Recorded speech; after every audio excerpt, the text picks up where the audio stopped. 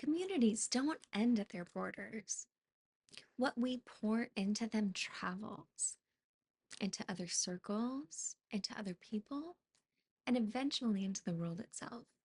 Today, we're talking about interconnectedness and how far our influence really reaches.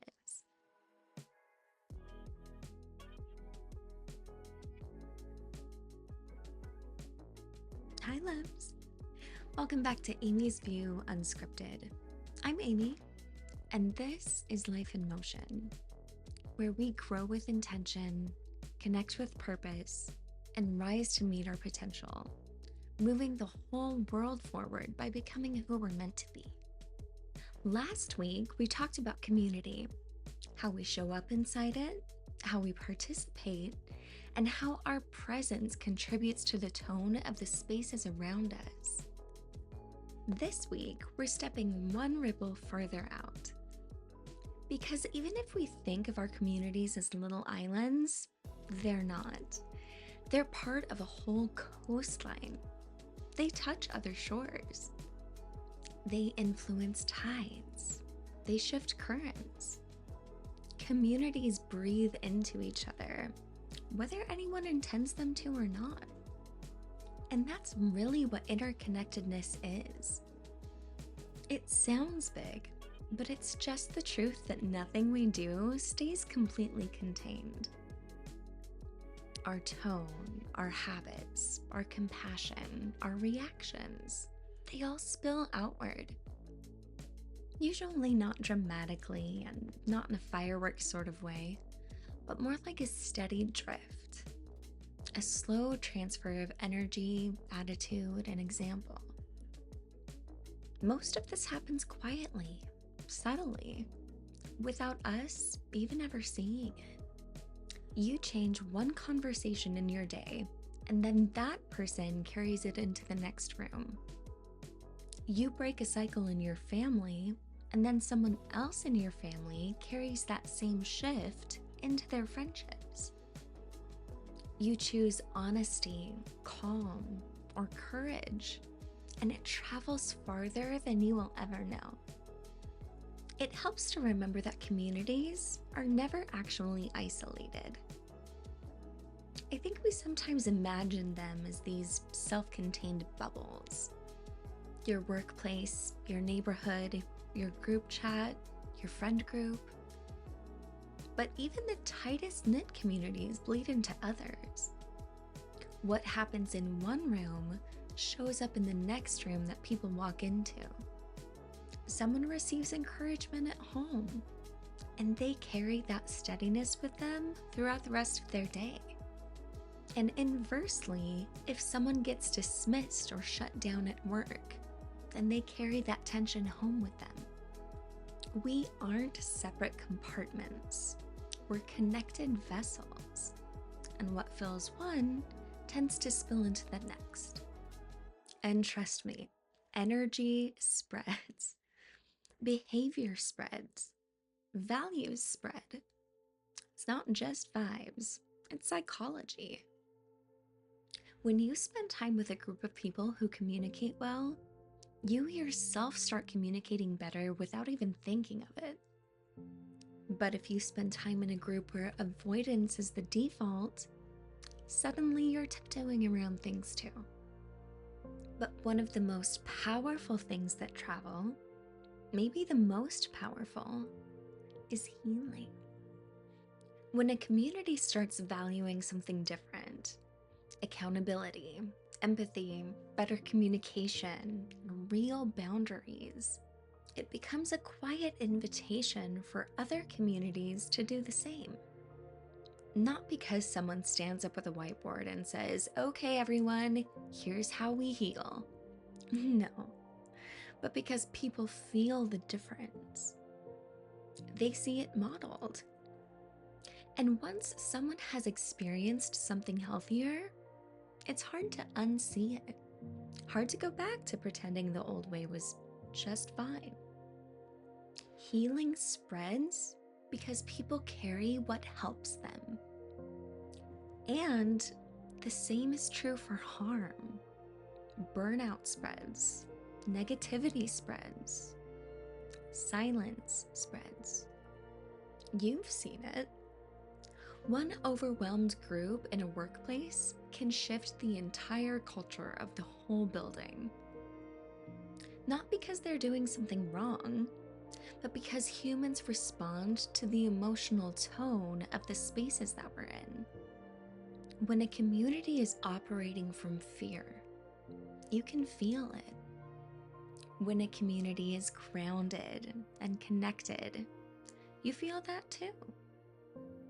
We're actually sensitive creatures, much more than we pretend. And this is where interconnection gets really interesting, because most of the impact we make, we will never witness. We influence people we may never meet just by influencing the people that we do meet. If you speak to someone with patience that they didn't expect, that becomes the tone that they bring to their next conversation. If you show up with clarity and honesty, someone else might finally realize that they're allowed to do the same. If you break a pattern you've been stuck in, someone who watches you might find the courage to break theirs. Most of our influence isn't visible. It's inherited, passed along, and felt in places that we will never step foot in. This is how culture shifts. Not with big speeches or viral moments. Those help, but they're not the root. Culture shifts when small groups decide to do something differently.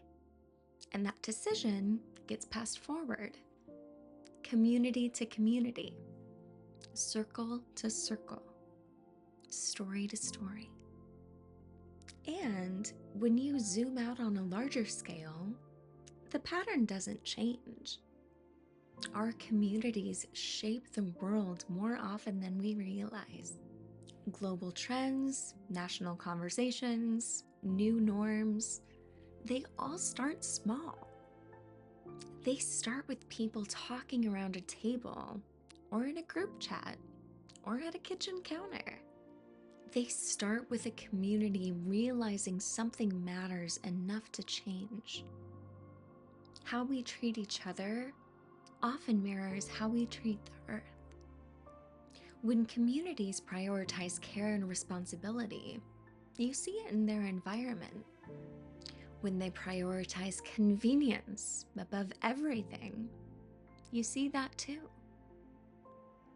And when you really sit with that, this idea of interconnection, it becomes something really beautiful. There's a steady kind of power in knowing that we're woven into each other. The way our lives touch places we'll never see. Even the smallest choices can become part of someone else's story. When we understand that what we do moves beyond us, we get to be a little more intentional with how we show up. Not in a performative way, not in a way that requires any overthinking, just aware and intentional. Because whether we mean to or not, our actions leave an imprint on the circles that we're a part of, and the circles connected to them. Our choices matter for that same reason. They don't stay individual. A boundary you set might give someone else permission to set theirs. A moment of grace you give might soften someone who's been carrying too much. A conversation you choose to have instead of avoid might ripple out in ways you'll never see. These aren't small things. They're foundational. We're already part of the web of interconnectedness. It's not something we opt into. It's something we're woven into just by being alive and having relationships with other people. And when we recognize that, it becomes easier to move through the world with that intention.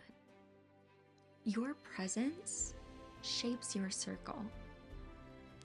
Your circle shapes another circle. And together, those ripples shape the world that we're all living in. And that's the reminder I want to leave you with today. Thank you for being here, for listening, and for sharing this space with me. And if this connected with you, I'd love for you to help the ripple reach further. Like, comment, or share this with someone who might need it. Your engagement really does help this message get to the people it's meant to find. Together, we can help inspire each other and maybe just make a difference for others and for this beautiful world around us. Thank you again for joining me. I'll see you next time, loves.